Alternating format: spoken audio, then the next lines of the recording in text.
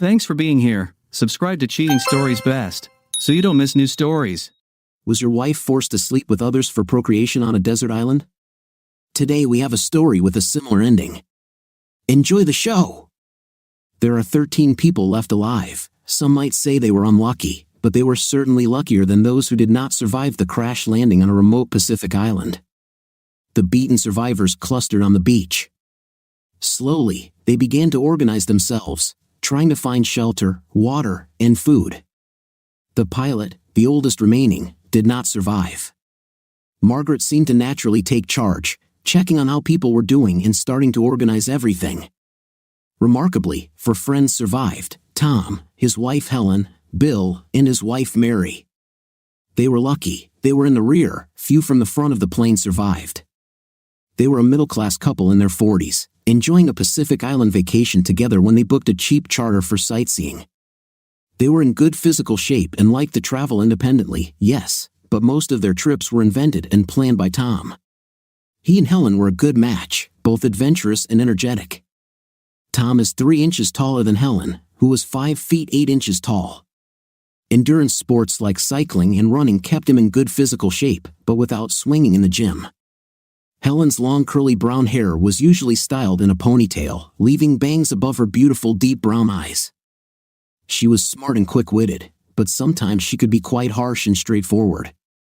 They got along well with the quieter and calmer Bill and Mary. Tom and Bill had been friends all their lives, having known each other since they were 10 years old when they ran the streets together, and fortunately, their wives got along equally well with each other.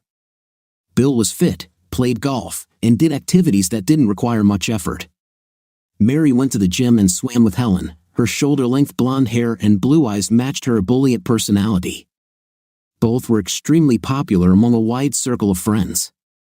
Most of the passengers were a group of rugby players, but only 5 of them survived. Another couple survived the disaster, Mike and Kelly, who were in their 20s. There was also a lone woman who was seriously wounded and remained unconscious. The last survivor was Margaret, their leader, a 57-year-old widow and retired nurse. They were at the furthest point of their tour in an aging twin-engine turboprop aircraft when a storm suddenly hit. For several hours, they were carried by a strong wind under thunder and lightning. Tom wondered if anyone else knew about their predicament. And his doubts grew when the pilot announced that they would have to make an emergency landing and that everyone should get ready. The impact of the landing was brutal, and the small plane was torn in half after it overshot the intended beach and crashed into the water and then into a reef. The immediate consequences were mass death, injury, and shock. Survival became the priority. All that was visible now was the back of the plane hanging precariously on the reef. As the survivors, their clothes torn, reached the shore, there was little of value left on the destroyed plane: some food, clothing, and a first aid kit, which did little to help them survive the first night as the storm was still raging. The next day was completely quiet and calm. During their initial searches, they discovered several shelters made from ship planks that had long since been overgrown by the jungle. They guessed that the boards were from a 19th century clipper ship. Then they discovered skeletons. There were 12 of them. Judging by the position of the bodies and the discarded weapons, they died in battle. This was confirmed when a ship's log was found in which their exploits and a map of the island were recorded. Fortunately, the log contained useful information about water and food sources. Apparently, there were wild pigs on the island. It was also confirmed that the island was uninhabited at that time. The survivors of the ship remained alone for almost 3 years and, like themselves, had no idea about their whereabouts since they were blown off course during a storm that lasted several weeks. Over the course of several evenings, Margaret read out their story. More than 20 people survived the first crash, but over time they lost more people due to injury and illness. At the end of the journal, petty arguments were recorded that gave rise to resentment and eventually hatred, exacerbated by isolation, fear, and lack of food. "Oh my God," Tom remarked. "This looks like Lord of the Flies." He then outlined the plot of the book in which a group of boys, also marooned on an island, turned on each other with savage cruelty. Partly because of the lack of discipline and some disagreements within their group, they decided to elect a leader and agree on some principles. Margaret was chosen quickly and without any opposition. The principles were more complex, but they settled on the following: survival as the main goal, including food, water, and shelter. An alarm was chosen as the next priority. Tom suggested collecting all mirrors and shiny surfaces to signal, but he ignored Adam, the rugby team captain's, suggestion that the tail of an airplane was a more obvious signal. There was no point in arguing the fact the plane was washed away the next day, which later proved his point. They also agreed to support the beacons and work together as a community, sharing everything. All decisions would be made for the benefit of the entire group by the leader, but on key issues, everyone would have a say. Bill added another priority: burying the dead, both recent and skeletal. Sad to add, they now included Amy, a lone traveler who died peacefully in her sleep without ever regaining consciousness. Partly to record her death, Tom began recording their history in the ship's log. The group started out quite well. They had shelter and water, but there was not enough food, so they organized food production, hunting, and underwater fishing. At first, they were sure that they would be found, but they never saw a single plane. Tom realized that they had been drifting for several hours during the storm and wondered if there was even a flight plan since the airfield was rudimentary at best, nothing more than a rough grass track. He also questioned how bad the storm was in the region, and if everyone was recovering from the cyclone, would they even look for a small occasional charter flight? However, he decided to keep this information to himself as hope for a quick rescue faded. Outbursts of anger began to appear. A few weeks later, quarrels began over the women, with accusations of flirting. Mostly it was between the younger husband, Mike, and members of the rugby team, whom he accused of groping his wife, Kelly. Tom noticed that the captain of the rugby team, Adam, was constantly hanging around his wife, Helen, and the youngest guy on the team, Dan, was constantly hanging around Mary. He tried to quietly inform Helen of this so as not to start another argument. She was rather dismissive of his concerns. It didn't help that their clothes were becoming more and more threadbare, revealing quite a bit of bare skin. Things came to blows when Zach, one of the rugby players, punched Kelly's husband, Mike, who hit back in a rage. By the time they were separated, rugby player Zach was unconscious and bleeding heavily. Margaret called for restraint, pointing out that they did not have medical supplies and would not be able to treat serious injuries. The rugby players were furious over their friend's injury, and discontent between factions was rapidly growing. It was Adam who explained that they should have everything in common, but there is something that they did not share. The three married guys were furious. It almost came to another fight. Margaret only managed to calm the situation by telling everyone to separate and cool down. Margaret discussed her problems with each of the wives subtly, asking if any of them wanted to offer comfort to the young guys, their testosterone clearly on edge. Helen, as always, was direct and to the point. "Do you mean full-fledged intim? I haven't gotten to that point yet. We're just exploring all the possibilities. Our husbands will never tolerate this." Mike might give in to Kelly. He didn't want to hurt Zach at all. Opinions were divided, and no decision was made. "Try mentioning this to your husbands. Let's see what they say. Expect them to be against it, but read between the words to see if there is any hidden recognition of how precarious our position is." The ensuing discussions led to nothing other than increasing tensions. They discussed the matter again in a meeting with everyone present. Adam demanded, due to the importance of the issue and the current impasse, that a vote be held. Margaret agreed, but only to see how things were going. All women had a choice in this matter. For young boys voted in favor of comfort sharing, as it was phrased, and 3 husbands voted against it. Mary and Kelly also voted against it. Everything is almost decided, Tom thought, but was completely stunned when Helen voted yes. He looked at her in complete bewilderment. Since Zach was unable to vote, despite Adam's statement that he would be in favor, Margaret now had the deciding vote. Margaret noticed the tension and insisted that everyone consider their votes, as nothing would happen for several days. "I would encourage you all to discuss the possible consequences. Our continued survival depends on it." Helen tried to explain her voice to Tom. "This is serious.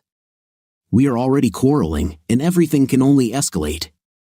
Zach may not survive. What do you think will happen if he dies? Compared to this, a small affair is nothing. This is funny, they are half your age. This will cause even more quarrels and resentments, and you seem to be carrying it away. Look around, Tom. There's no one their age here except Kelly, and she's already having to deal with everyone fighting over her.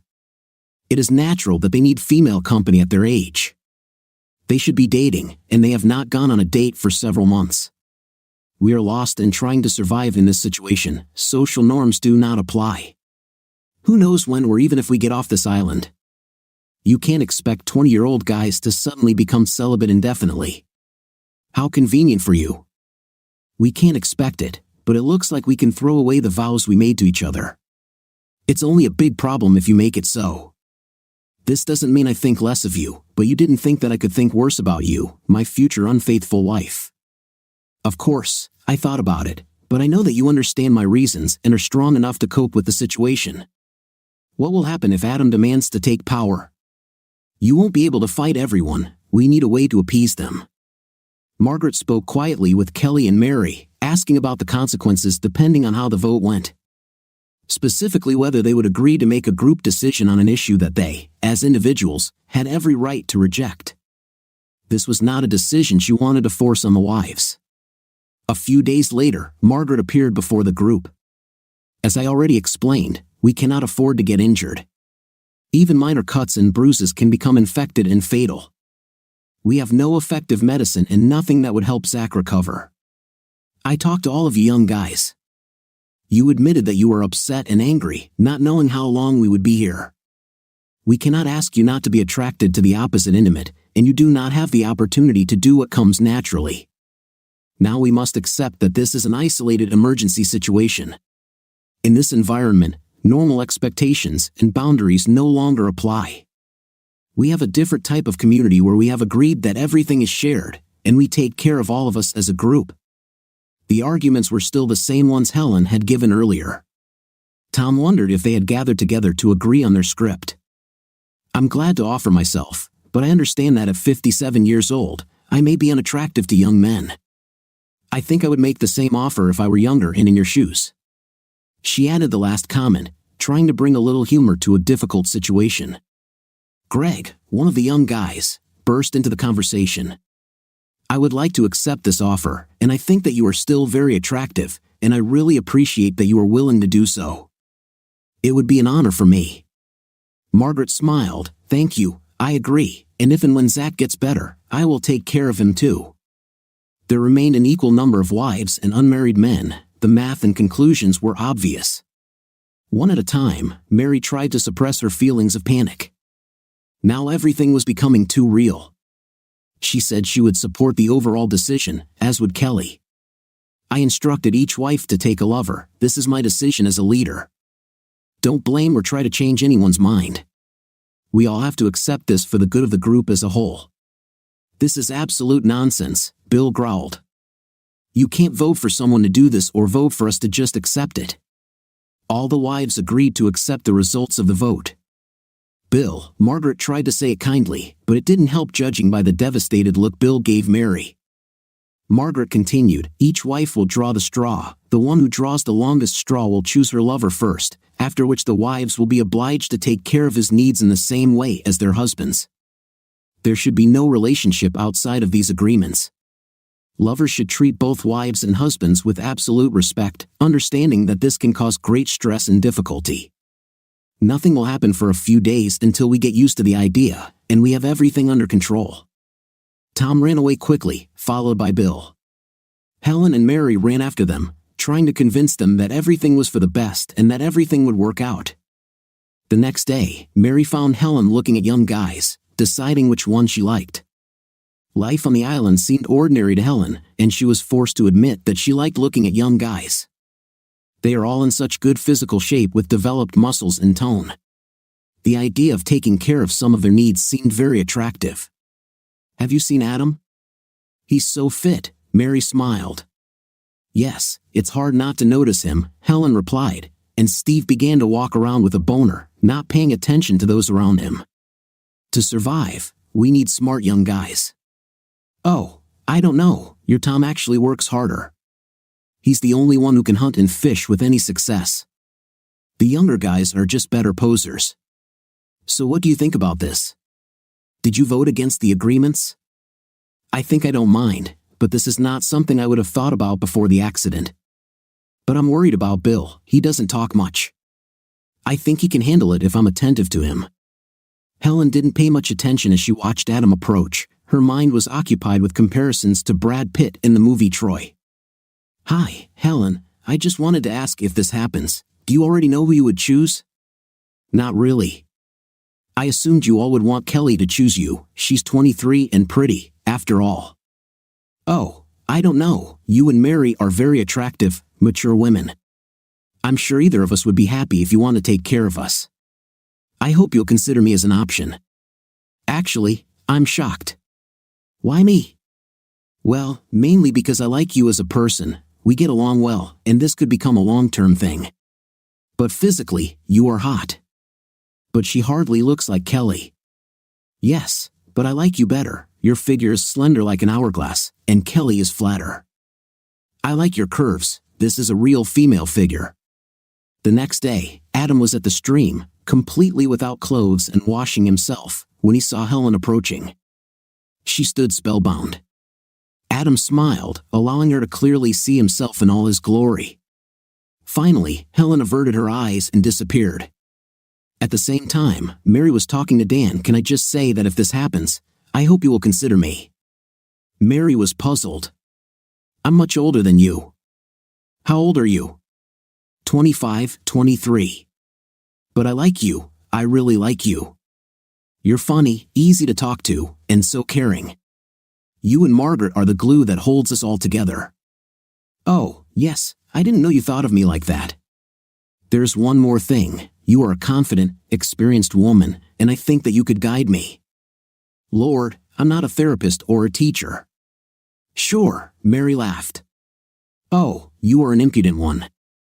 Subsequently, Mary thought about it. After all, she is an experienced married woman, and Dan is so young. Obviously, the guys made their choice and tried to establish emotional connections with married women before the selection began. This was very timely and purposeful, as Margaret announced that the selection would take place the next day, which immediately led to a moment of connection between the wives and lovers. Tom sat in the group and waited in horror for this moment. He was sure that the women had thought through their choices in advance to avoid any conflict, and he would end up with the worst possible outcome. 3 wives drew straws, with Helen drawing the longest, giving her first choice. She approached Adam, smiled, and led him by the hand to one of the shelters. The look of joy on Adam's face was the polar opposite of Tom's expression of rage. He thought about running after them, but she had made up her mind, and it was her own free choice. He sat motionless, trying to hold back the bile rising in his stomach. Mary came next and chose Dan. She nodded to him but did not move to go with him. Kelly remained with Steve. Mary turned to her husband, Bill. Why don't you, Tom, and Mike go and wander around? It will be easier. She waited until they started to get ready and then walked over to Dan. Just before leaving the camp, Tom heard Helen's make a sound of passion. He couldn't stand it and rushed forward. When the husbands returned about an hour later, everyone was sitting around the fire except Helen and Adam. Mary tried to stop Tom as he approached the shelter. Tom, don't, she said.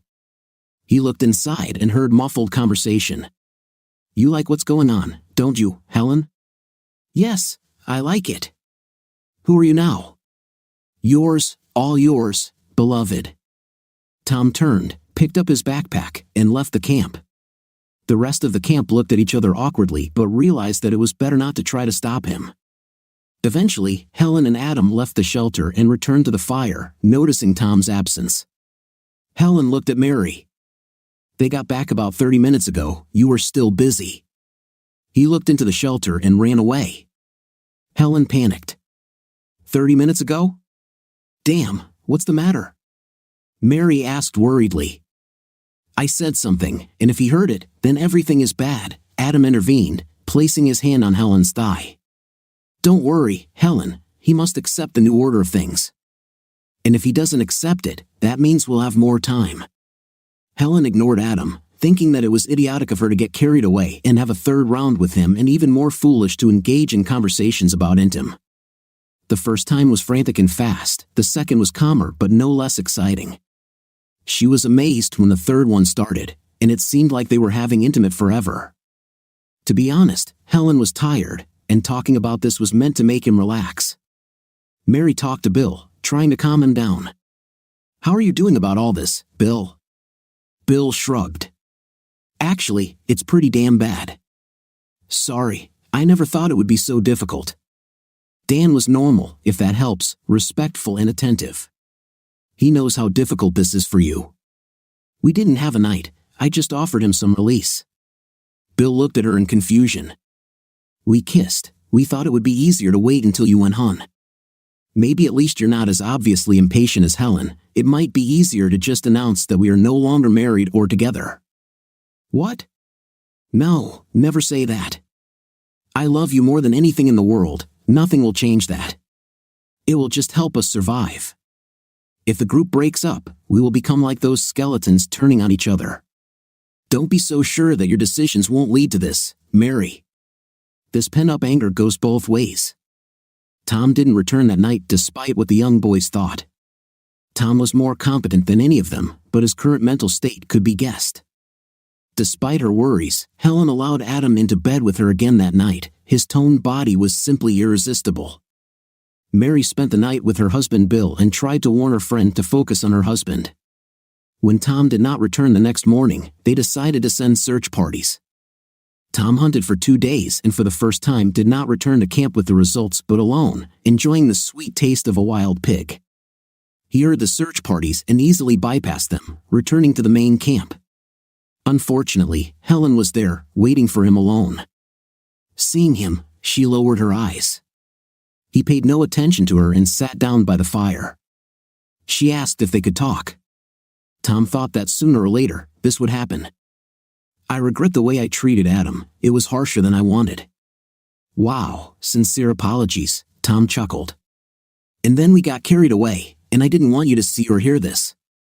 "No, I think you wanted to maintain intimacy for your young boyfriend, whom you have been pursuing for several weeks and who now owns you." Helen closed her eyes as she heard the echo of her own words. "Come on, Tom, grow up. You know that this is all talk, part of increasing desire and arousing someone. All this is nonsense, and his pride requires feeding. You know what, Helen? I don't believe a single word you say anymore. Look at me, Tom. I'm already over 40. In the real world, I wouldn't have this chance. What if it was Jennifer Lawrence or Scarlett Johansson dropped in here and they needed intimate release? Would you actually say no or secretly satisfy them, which would be even worse? Maybe you just don't know me as well as you think. But let's say you're right and I couldn't resist. I wouldn't rub it in your face. You barely waited until you had your first choice. I didn't leave you, but I admit that I got carried away. Forgive me. Why him? He's such an arrogant jerk and pretty useless in terms of helping us survive. He can't do a damn thing. Your night with him is not for the sake of survival but only because you wanted it. You clearly don't regret doing this, you're just sorry that you seem too keen. Well, yes, there's probably something in this. I'm not going to pick the smallest, least attractive guy to boost your ego. I like Adam, and you have to accept that and accept that this is a different reality. So what? There won't even be an apology. I just have to come to terms with it, I think. Then it's clear to me where I am. Eventually, the others returned to camp. Margaret talked to everyone, trying to forestall the inevitable discontent and anger. She thought that if they could survive the next few days, everything would calm down. She was furious with Adam and Helen. Their actions jeopardized the entire plan. Now, Tom was a problem. He sat a little away from the group, and only Bill seemed to be able to get him to talk. Margaret announced that they needed to agree on some rules to ease the tension caused by the implementation of consolation. She continued, the wives said that at home, they have intim once or twice a week, so they have enough time to console their lovers without compromising their husband's routine. So, we get 2 days, and they get 5. Bill shouted, no, we were thinking about a couple of days with each partner and breaks between them for the sake of rest. Kelly laughed. Yes, we may need a few days of rest. None of the guys laughed, and Kelly continued, come on, if it's unpleasant for all of us, then what's the point? We should just have fun and not worry about it. In the real world, we wouldn't do this, but here it's just release, not love or a relationship. Husbands should not be neglected or embarrassed, Margaret said, looking straight at Helen and Adam. This is absolutely normal. I have never refused my husband. Tonight will be spent with the husbands to reconnect and let the lovers try to find some food for a change. We definitely need it. The couples themselves will agree, and if they don't agree on something, I will be the arbiter. Tom tried his best not to, but he couldn't stop himself from having intimate with Helen. The sensations were completely different, as if he were sleeping with a stranger. The night was rough. It was definitely just intimate and not lovemaking. The sights of Helen with Adam and her words tormented him. He was completely at a loss, and Helen felt it. You know that I'm yours, don't you? I don't like him. You have never felt less than mine, Helen. I am yours forever. Please don't doubt it. How do you want to organize our time together? You just can't wait. Do what you want. I will often go hunting. Don't be like that. We have to deal with this. You're still my priority. Helen dropped the subject, hoping that Tom would calm down and wishing she had followed Mary's example and been more delicate. When she woke up the next day, Tom was gone. She thought he would calm down soon. Although the lack of communication with her husband the previous night had worried her.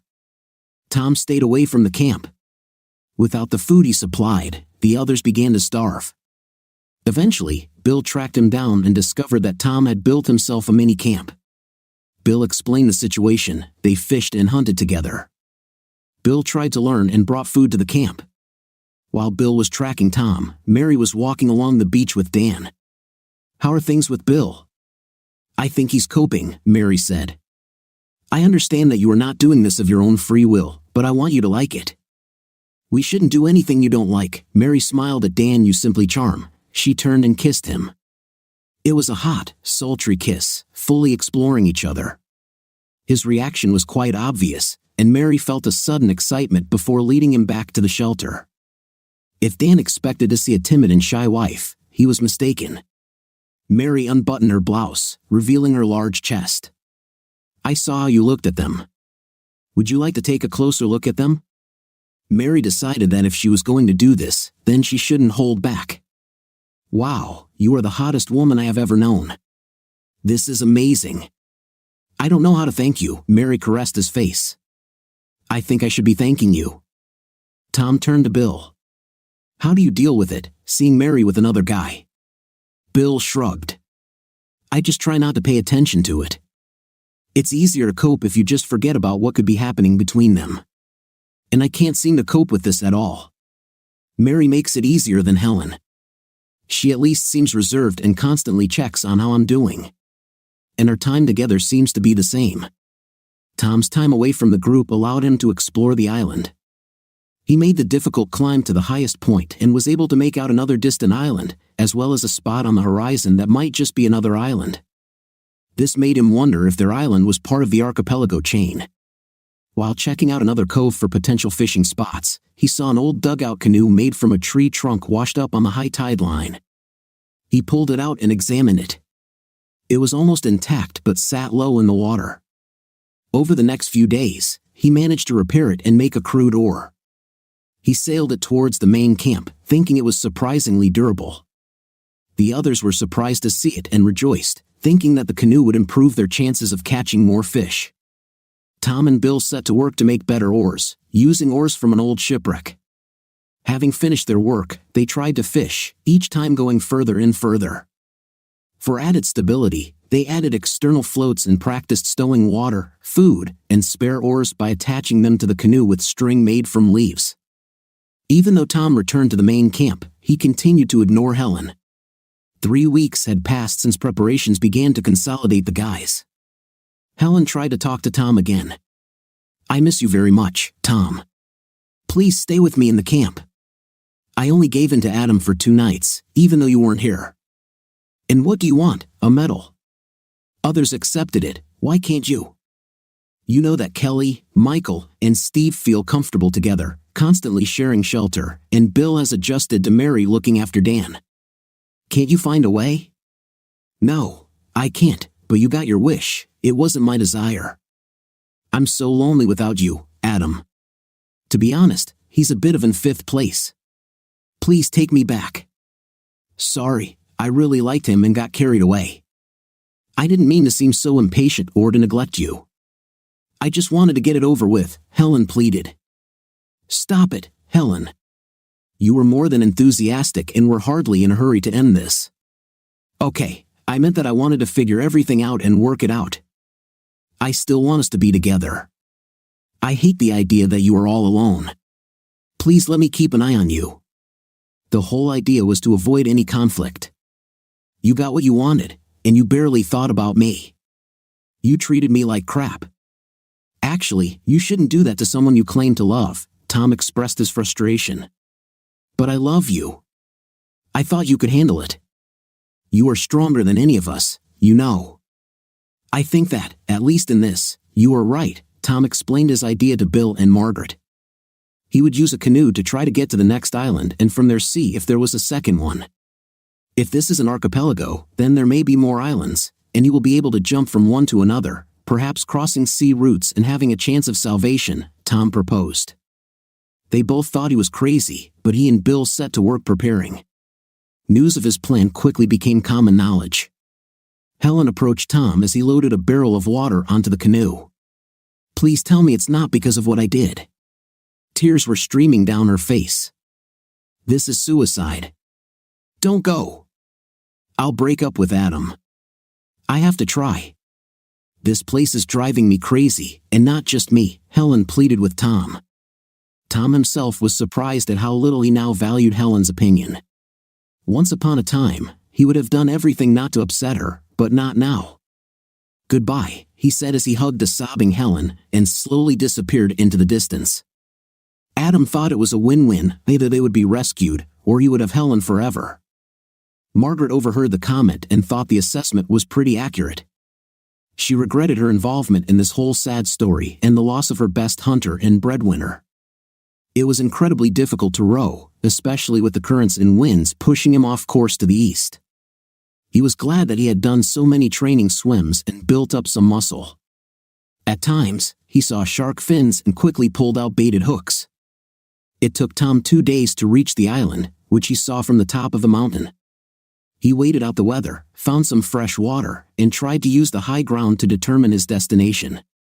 He was disheartened, there was absolutely nothing in sight. Perhaps the second island was just a cloud. He could turn back, a smart decision. He had almost enough supplies, or he could sail on. Thoughts about the survivors on the old plane helped him make the decision. 2-1, he decided to sail east again, hoping that any archipelago should continue in roughly the same direction.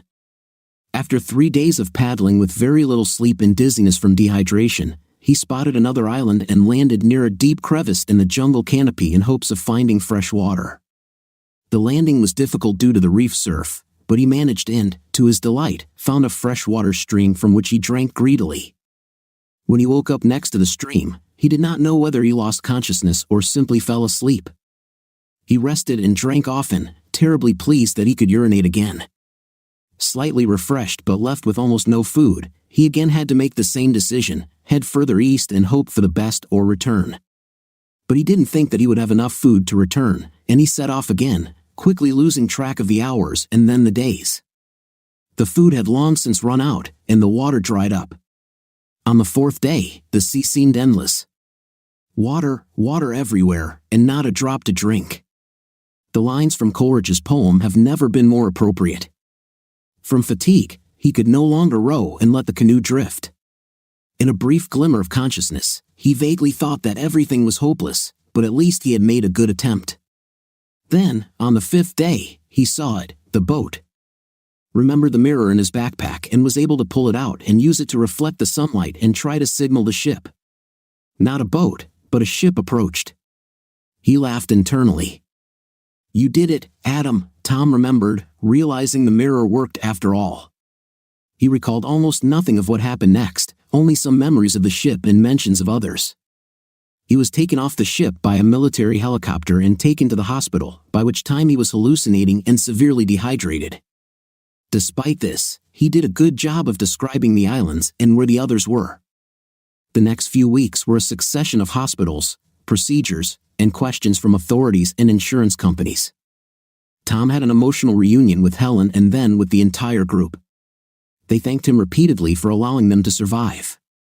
Margaret told Tom that just before the rescue, the group had agreed that the conditions of comfort did not need to be mentioned or communicated to anyone else. Bill did not forget to pick up the old ship's log and gave it to Tom as a keepsake in gratitude for the fact that his old friend saved him. There was a media storm surrounding their story, and suddenly, there were requests for all kinds of television interviews, magazine articles, and press publications. Tom and Bill tried to avoid this, but the rest of the group, including their wives, were not so restrained. One of the book publishers already had ghostwriters working on the book and film adaptation, and a whole support team began giving interviews and writing series about their time on the island. Tom and Bill began to resent the content of some memoirs. The authors took credit for what they did not do because Tom and Bill provided little information. It was easier for the publishers to portray Adam as the heroic leader who saved the group. Tom and Bill sat together reflecting on their marriages.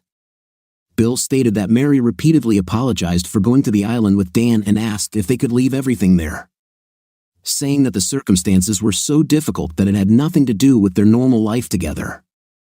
Bill tried his best to do just that. No doubt she tried her best to shield him from her actions, and he hoped they would return to normal, Bill thought. Tom nodded, saying that Helen said about the same thing, but they are still distant from each other. There is an emotional emptiness, and they hardly talk. Helen tried to reconcile with Tom again, saying that he should be allowed to be celebrated as the hero who saved them all rather than sit in the shadows in the background. I'd rather focus on saving our marriage, but you seem more concerned about this whole media circus. We can make a lot of money from this circus, and I want to be proud of my husband for saving us and for us to be together as a couple like everyone else. I haven't done anything to be ashamed of, and I don't understand why I'm an outcast. At least I was honest about my desires, not like Mary, Helen said. What about Mary? Tom inquired. Nothing, Helen replied hesitantly. What exactly? Tom pressed. Well, she was hardly innocent. Long before they agreed on consolation, she and Margaret were satisfying the guys. That's where it all started. And yet, she came out of it like a saint, her marriage intact, Helen revealed. Tom was shocked and faced a dilemma. Should he tell Bill? Helen may have lied or exaggerated to make herself look better. The book's release was approaching, and even Tom could not avoid the event that would mark the signing of the film agreement. The TV special to support the book was to include interviews with them all. Tom and Bill were dressed in suits that they could not get used to. Their wives, however, looked absolutely stunning in elegant evening dresses that emphasized the weight they had lost and the deep natural tan they had acquired while on the island. Helen hugged Mary as soon as they saw each other. They immediately talked about the state of their marriages. At the far end of the room, they saw Adam, Dan, Greg, and Steve. God, just look at them. They look like a walking dream, all washed and cleaned. Do you miss Dan? Mary asked. Well, I mean, be intim. Mary paused and looked around before whispering, honestly, yes. He was young, energetic, and handsome, and the night was honestly a revelation, so yes, I really miss him. But all is still not well with Bill, Helen replied. We are far beyond smooth. Tom is definitely cold. I can't get through to him. Give him time. It's hard for them to come to terms with this. We can no longer pretend to be faithful wives, and we didn't really try to, honestly, Mary. I think we're done. And if that's the case, then I'm wondering if I should give Adam one more try, Helen admitted. The ensuing storm was started by Bill after he saw another video clip of Adam saying that he was the one who provided most of the food for the group. He loudly proclaimed, "What nonsense! Everything that Adam just described was done by Tom." Publishers hastened to intervene and tried to hush up this outbreak, saying that memories are different and that everyone has their own point of view. Bill was escorted out, but Adam was furious that he had been exposed. By the time Tom calmed Bill down, they returned to the main room, and Adam and Dan were talking to Helen and Mary. Tom approached the small group. "And what do we have here?" he asked. "We're just getting to know your wives again," Adam replied smugly. That's right. Maybe we should meet you outside, Tom suggested. Come on, Tom, don't do that. We know each other intimately, after all. Anyway, we were just asking if Helen and Mary were going to a party at the publisher's apartment. I'm guessing you guys won't want to come because you only contributed so little to the writing of the show, even though it made us all a ton of money, Adam taunted. Tom turned to Helen and asked, Do you want to go? Helen shrugged without answering. Go to a party or go with this? Well, we haven't had intim since we got back. Unless, of course, you want to take me back to your bed as your wife. I will be glad if you do this. You're making the same choice again, Helen. Only this time there's no excuse for survival, Adam intervened. Come on, Tom, this is nothing new. We had intim hundreds of times on the island, and I remember that Helen always enjoyed it, Adam added. Mary became alarmed. She pulled Bill aside and said quietly, Don't mind Helen, she's trying to make Tom jealous so he'll take her back. It's just a party, and you want to go to it, yes? It is not of great importance, but it is part of the media requirements. However, given your previous outburst of emotions, it would be better if you did not go. I understand. Then, bye, Bill said, hoping that she would not go. If Mary hadn't been looking at Dan, she might have noticed Bill's gaze or realized that he said bye instead of the usual good evening. Anyway, she turned and left with the others. Adam looked back at Tom and grinned as they walked away. He had a clear intention of having intimate with Helen, and Tom again couldn't do anything about it. He was almost sure that Dan would also make another attempt to get Mary.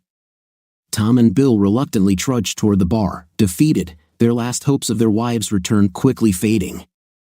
They sat in silence for several minutes, but it seemed like hours. Well, how did we agree? Bill answered with a long sigh, Yes, I agree. The next day, Helen and Mary immediately rushed to the official promotional event, a series of blitz-style interviews with various members of the press. Mary was still reproaching herself for falling asleep exhausted after talking with Dan. However, she was able to convince Bill that everything was innocent. After a late finish, the publishers placed them in different numbers. Helen and Mary's first interview on national television began with an introduction and a few warm-up questions. So, Mary, what is the secret of your survival? The interviewer asked. Well, I would say that in difficult times, we worked together, looked out for each other. That was our guiding principle, Mary replied. Helen, weren't there any areas of conflict? There must have been some tension where survival was at stake, the interviewer inquired. There were some things, but we overcame them by focusing on what was important, Helen answered. How are things going after you returned home? To be honest, it's difficult to adapt. I think we are still recovering from what happened to us, Mary continued. There was news in this morning's papers that you actually cared about some guys more than others. What do you have in mind?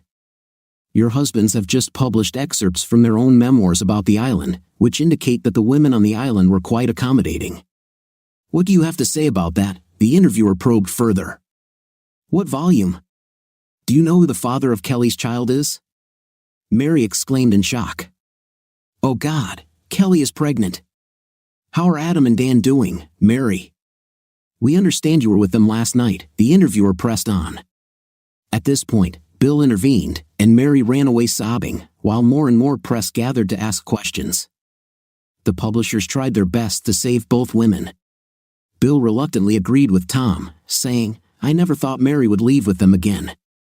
Thanks for telling me about what she did on the island. Margaret also admitted the truth when I cornered her. This gave them the go-ahead to move forward. The old ship's log, which Tom kept, described in detail all the events on the island. Upon returning home, he gave it to a friend who worked for a Sunday newspaper. His friend worked with Tom and Bill to draft articles and write a major series. The newspaper was eager to publish the article, especially since it completely undermined the official version of the large publishing house. But they needed confirmation from Tom or Bill. They were worried Tom would pull out, but agreed that holding her back would make the story even bigger. They will be able to take advantage of the official launch advertisement, using it to boost sales with the juicy sensation serial publications and short inserts can cost a fortune.